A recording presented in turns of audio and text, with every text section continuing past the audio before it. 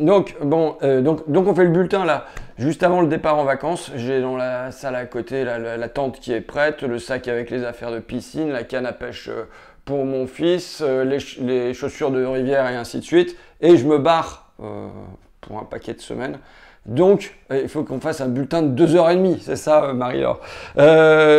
Pour démarrer, je vais d'abord faire mon mea culpa, même un triple mea culpa, mea culpa, mea culpa, mea culpa, parce que je me suis planté dans mon dernier bulletin sur 3 points. Le premier, c'est que le Sud avance de 10 mètres par jour, et donc ça fait 4 km par an, et non pas 40 km par an, comme je l'ai dit dans mon bulletin, première chose. Deuxième chose, j'ai dit les Ménines de Goya, et ça c'est la honte complète, d'autant plus qu'à la fac j'avais étudié le texte de Foucault, les mots et les choses, donc c'est les Ménines de Velázquez évidemment, donc vraiment je vais pas être bon à question pour un champion. Et ensuite j'ai dit que dans les rivières il y avait des algues et que c'était à cause du glyphosate, et on me dit, et là c'est une absence de culture scientifique de ma part de ce point de vue, que au contraire le glyphosate il tuerait les végétaux, mais là que c'est plutôt les nitrates. Et voilà, 3 points. En revanche, on m'a fait une remarque en matière de, je sais pas comment on dit, sciences des poissons, pisciphilie, pisologie, j'en sais rien. Bon, sur le fait qu'on dit pas des ombres, on dit des ombles. Alors là, je proteste, parce que je peux vous dire qu'avec mon fils, qui est fan de ça, j'ai dû me taper des atlas de la pêche en rivière pendant tous les soirs, quand il était petit, avec des pages et des pages. Et donc je peux dire que les deux existent, les ombres et les ombles. Mais peut-être que bientôt, plus l'un ni l'autre n'existera. Donc bon, voilà. Alors ça pour dire, je vais dire un truc là-dessus. Les bulletins, c'est dans ma cuisine et c'est pas par hasard. Parce que c'est quelque part comme si on faisait la popote ensemble et que je tente des choses ici et puis je dis des conneries. Voilà, je tâtonne, tu vois. Et donc, c'est pas fait pour tout le monde en un sens.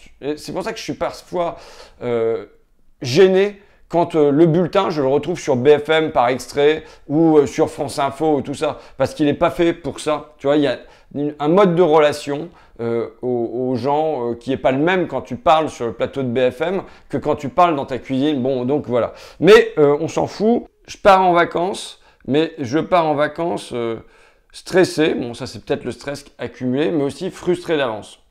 Je t'explique pourquoi. Parce que pour moi, les vacances, en fait, c'est le moment où je voudrais vraiment travailler.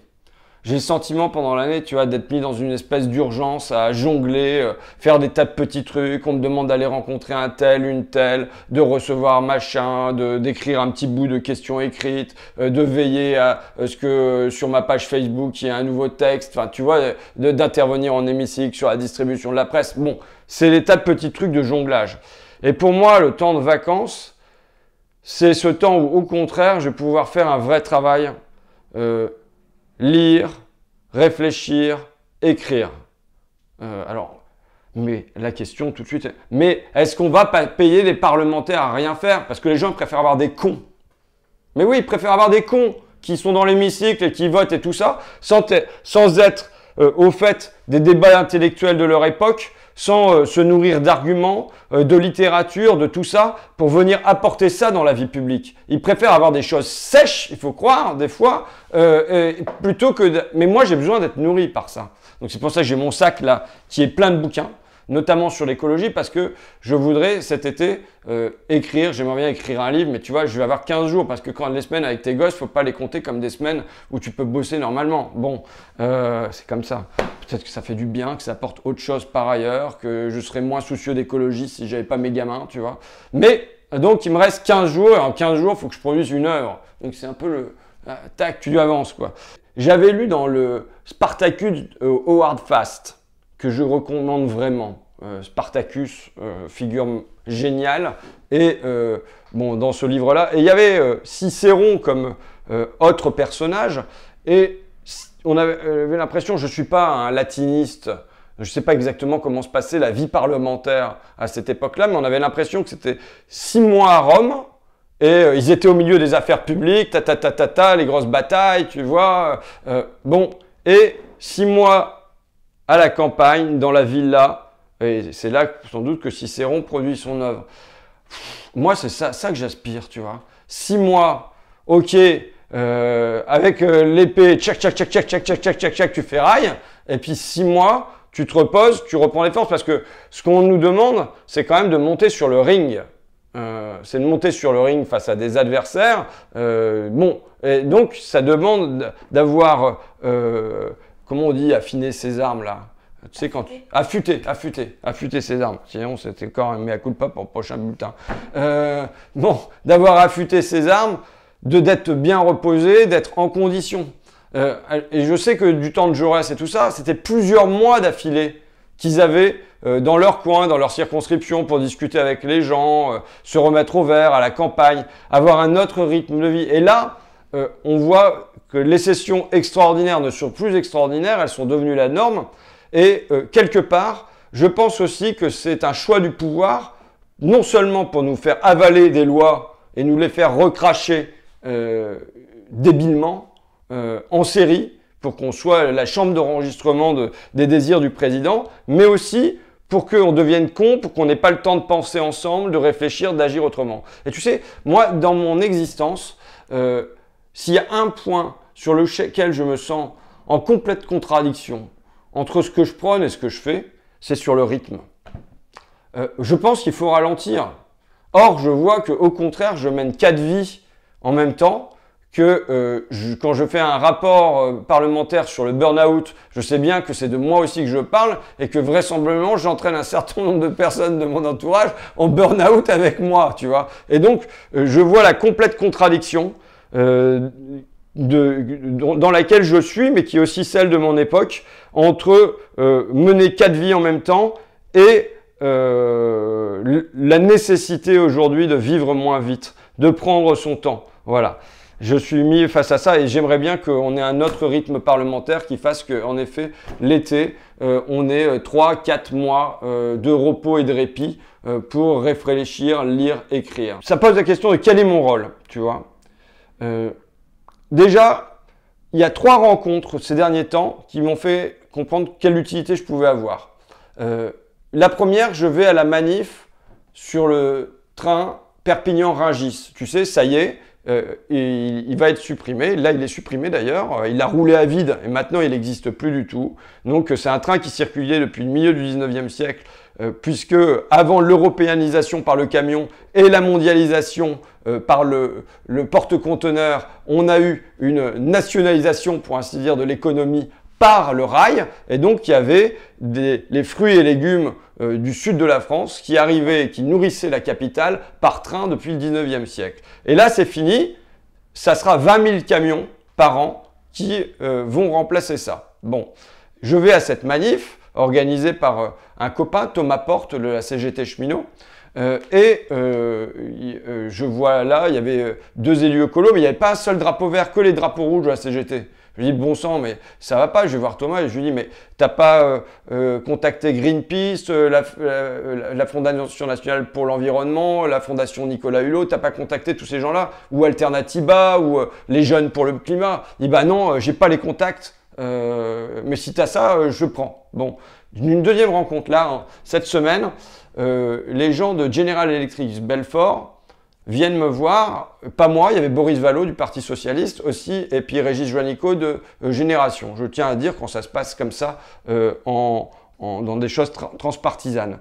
Ils viennent nous voir et je leur dis d'abord, vous devez placer l'écologie au cœur de votre propos.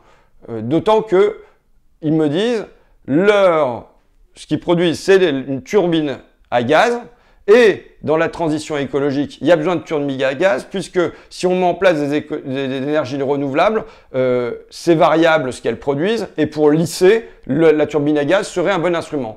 Conditionnel, évidemment, parce que je connais rien du tout à ça, et je compte pas vraiment m'y mettre sur le plan scientifique. Mais voilà, ils me disent ça. Je leur dis, mais est-ce que vous avez contacté la Fondation Nicolas Hulot, la FNE, Greenpeace, les Jeunes pour le climat? Ah non, pas du tout, si vous avez des contacts, on veut bien les prendre. Et là, troisième dossier qui m'arrive, là, Verallia, donc c'est la suite de Saint-Gobain, Verallia qui va entrer en bourse.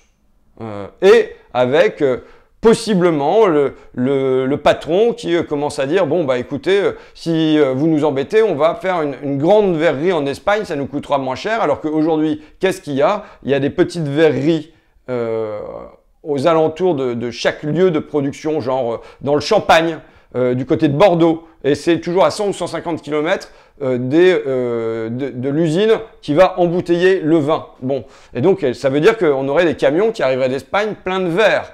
Et aussi, chez Veralia, il y a du recyclage de verre. Donc je dis, bah voilà, à mon avis, là, il y a un enjeu écologique. Est-ce que vous avez contacté la FNE, la FNH, Greenpeace, tout ça? Ils n'ont pas contacté. Donc voilà, à la rentrée, on va faire ça. On va faire se rencontrer officieusement les verts et les rouges. Tu vois, que quand il y a un dossier, il y ait automatiquement ce lien qui se noue. À voir si d'un côté ou de l'autre, ça prend ou ça prend pas. Si on se dit non, c'est du flan, c'est un vernis écologique que nous proposez, on peut pas marcher à ça. Bon, mais que ça aille de soi qu'on marche ensemble sur un certain nombre de dossiers. Donc voilà mon rôle. Là-dessus, j'ai un truc à faire. Il y a une question sur l'écologie. Est-ce qu'on peut avoir une écologie sans conflit? Cette semaine, il y avait Greta Thunberg à l'Assemblée, mais je dirais, pour moi, il y avait surtout les jeunes pour le climat, parce que je considère que dans ce pays, il y a 1000 Greta Thunberg. Quand je suis allé voir Kim et Esther à Montpellier, qui organisent les marches pour le climat là-bas, j'ai trouvé un niveau de conscience écologique, une élévation qui est formidable. Donc voilà. Juste quand on en vient à la question du CETA, de demander, mais est-ce que il y a du conflit dans la société? Est-ce que vous pensez qu'il y a des adversaires de ça? Ça patauge dans la semoule et on n'ose rien dire. Faut voir le contexte aussi, c'est-à-dire que ces jeunes sont invités officiellement par l'Assemblée nationale qui leur a dit de pas trop mettre les pieds dans le plat du CETA, on leur sert un jus de fruits, un verre d'eau, on leur tape dans le dos, on leur dit qu'ils sont formidables et tout ça, on les met dans un bain consensuel. D'accord? Je sais ce que c'est. Parce que moi, par exemple, quand je me suis retrouvé à Francfort, mais c'est un cas parmi d'autres, mais c'est celui qui me vient le plus à l'esprit, pour rencontrer Jean-Claude Trichet, qui était directeur de la Banque Centrale Européenne. Bon, j'avais un adversaire en face de moi. C'est un gars qui a œuvré pour que les salaires diminuent, pour qu'on aille vers l'injustice sociale monétairement organisée. Bon, avec un interdit de l'inflation, interdit de la dévaluation. Bon, voilà. Mais je l'avais en face de moi, il était là à regarder ses billets d'avion. Comme moi, je fais mes fiches pour mes billets de train et je voyais ses rides de près, il avait l'air vieux et fatigué, c'était la fin de semaine, et je lui demandais d'agiter sa petite clochette de président de la Banque Centrale Européenne et il agitait sa petite clochette et on n'y peut rien, il y a de la compassion qui naît. Voilà, donc même pour l'adversaire. Et donc, plongé dans ce bain consensuel, je comprends que les jeunes n'aient pas mis les pieds dans le plat du CETA. Alors que derrière, par un tweet, ils ont signalé que le Youth for Climate y était opposé. Mais je crois qu'il y a autre chose qui joue. C'est, est-ce qu'on a l'illusion d'une écologie sans conflit ou pas? Moi, je regarde les faits. J'allais dire je crois, mais je regarde les faits. Aujourd'hui, dans le pays, les 10% des Français les plus riches émettent 8 fois plus de gaz à effet de serre que les 10% les plus pauvres. Quand Bernard Arnault prend son yacht, c'est 1200 litres de gasoil en 1 heure. Tu vois? La taxe carbone, si on fait le choix de la taxe carbone, c'est évidemment une taxe qui pèse plus sur le portefeuille des pauvres que sur celui des riches. Dans le portefeuille des pauvres, il y a déjà 15% de dépenses d'énergie. Chez les riches, il y en a 5%. Donc comment on va effectuer une transition qui soit juste, ne serait-ce qu'à l'échelle de notre pays, pour ne rien dire de l'échelle du monde? Mais on voit qu'il y a des conflits là, qui pour moi ne sont plus des conflits sur le niveau de vie, mais le conflit sur la vie elle-même. Et donc, à l'inverse d'un effacement de la lutte des classes, je pense que la question environnementale renforce ça. Je lisais les livres de Dominique Bourg, repris par Delphine Bateau dans l'écologie intégrale, c'est le combat des terriens contre les destructeurs. Il y a un combat qui est engagé et qu'on voit, je veux dire, quel est le seul mail qu'on a reçu favorable au CETA? C'est un mail de l'AFEP, l'Association française des entreprises privées, c'est-à-dire le top du CAC 40, qui est le lobbyiste qui veut depuis 20 ans, qui œuvre à cet accord avec le Canada. c'est Jason Langrich, on l'a dit et répété, qui aujourd'hui bosse pour le lobby du pétrole aux États-Unis. Cette firme ExxonMobil, qui est l'une des membres de son lobby, qui sait depuis les années 80 qu'on court droit dans le mur climatique et qui a tout fait pour financer ceux qui sont dans le déni du réchauffement climatique. Donc on sait qu'il y a une bataille là, qui n'est plus seulement une bataille pour le niveau de vie, mais pour la vie elle-même, et que nous avons des adversaires. Donc voilà, c'est or, il y a en introduction du débat, Mathieu Orphelin, que j'aime bien, dit cette bataille contre le réchauffement climatique, nous devons la mener tous ensemble. Mais non, c'est pas vrai. Il y a des gens avec qui je ne peux pas mener la bataille. Au contraire, nous devons mener la bataille contre eux. Je suis désolé. J'en suis désolé parce que je préférerais que ça soit des bisous à l'échelle de la planète, tu vois. Alors, moi, j'avais mon truc de dire, c'est comme si on était à bord du Titanic. Il y a des gens, ils sont dans les cales, il y a déjà l'eau qui rentre, tu vois. Nous, on est au-dessus, mettons en deuxième classe, passager de deuxième classe, et on voit l'eau qui monte à l'échelle du dessous. On est inquiet. Mais sur le pont, ils jouent de la musique et ils dansent. Et ils ne voient pas le naufrage qui est en cours. Bon, après, je peux appuyer sur des tas d'études qui montrent que les élites réagissent aux effondrements de civilisation avec 1 ou 2 générations de retard. Mais comme c'est eux qui tiennent le manche, eh ben, on est déjà foutus. Mais tu vois, là, je lis Bruno Latour ou Atterrir. Il y a plein de trucs, je suis pas d'accord avec lui.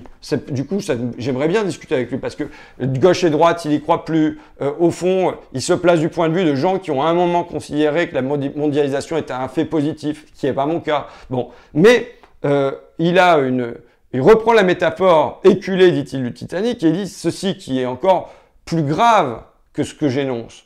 Les classes dirigeantes comprennent que le naufrage est assuré, s'approprient les canaux de sauvetage, demandent à l'orchestre de jouer assez longtemps des berceuses afin qu'il profite de la nuit noire pour se carapater avant que l'agite, c'est-à-dire le vent excessif, alerte les autres classes. Voilà, l'agite, non, c'est le mouvement du bateau, je crois, l'agite. Hein. Bon, mais voilà ce qui est en train de se passer. Pendant que nous, tu vois, on se demande si on peut faire de l'écologie tous ensemble, eh bien, eux, ils achètent des villas en Norvège, en Suède, en Scandinavie, parce que le réchauffement climatique tardera davantage là-bas. Ou pour la Silicon Valley, c'est en Nouvelle-Zélande que ça se passe avec des méga fermes. Voilà, donc c'est ce que je voudrais faire cet été, produire cet été, c'est des écrits autour d'une écologie sans conflit, point d'interrogation, une écologie de classe, enfin des choses qui tournent autour de ça. Bon, à nouveau, je voulais causer du Front Populaire, et comme je suis déjà à 20 minutes, on va encore passer outre, mais de toute façon, crois bien qu'à la fin du mois d'août, je viendrai parler du Front Populaire, parce que ça me semble encore un modèle de ce que nous avons à faire ensemble. Bon, allez, on laisse tomber ça pour l'instant. Maintenant, je vous souhaite de bonnes vacances. Pour moi, c'est comme le chien qui va toujours pisser au même endroit. Je pars en Ardèche demain. Mais peut-être qu'il y en a qui vont faire des croisières à bord du Titanic. Ou du yacht de Bernard Arnault. Hein, on ne sait pas, hein, il y en a... Bon.